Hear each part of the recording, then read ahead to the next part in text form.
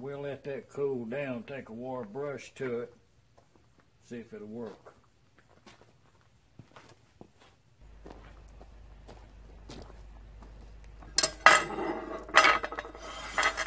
The comment was something about these welds I made the other day, so let's clean them up.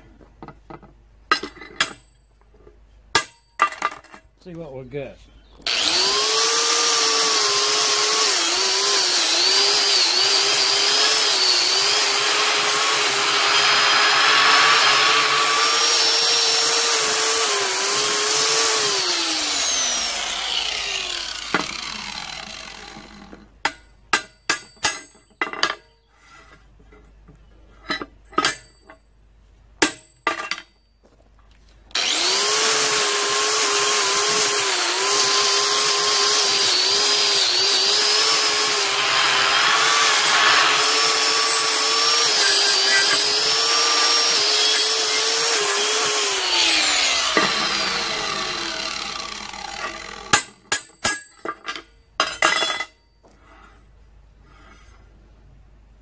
Oh yeah, I'll turn that in for grade.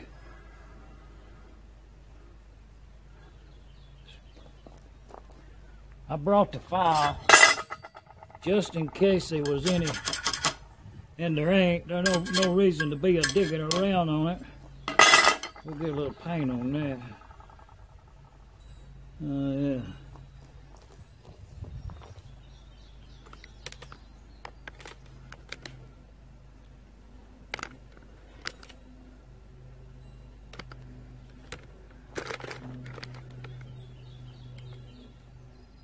Well,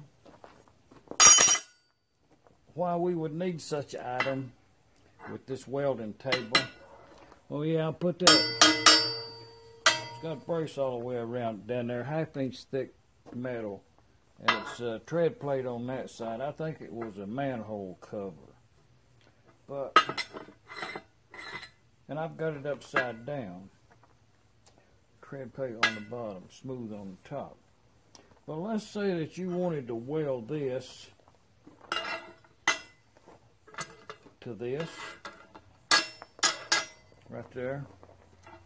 Well, to hold that, you would do this. Okay? Now this right here is tight. You can make your welds, you got that held fast. You say, well, how you gonna get it loose? First instinct is to knock it up, but the correct way to get it out of there is to come over here and put your fingers underneath here and hit it a couple times on the back of it, and it'll come right up out of there. It's not magic or nothing. I'm just saying. And the swing is in, you know, you can put it wherever you want it at.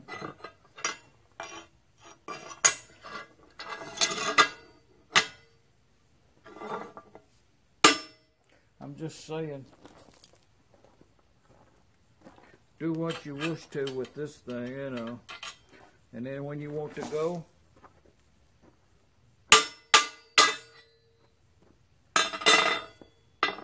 I'm from here in Middle Tennessee, the geographical center of something. Shop dog Sam.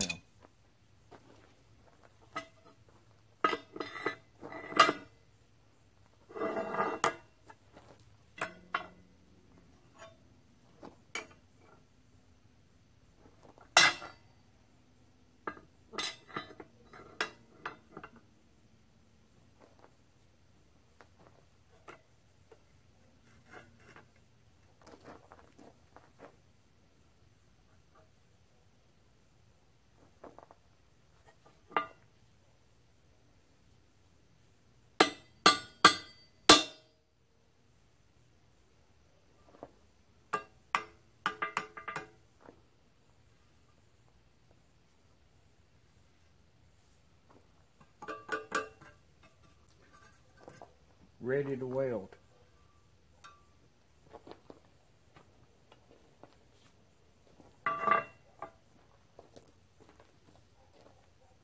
Let's say you got it welded down through there. You was finished with it. It's time to go. And it's still in tension. Well, you just come over here, put a couple of fingers underneath the top of it right there,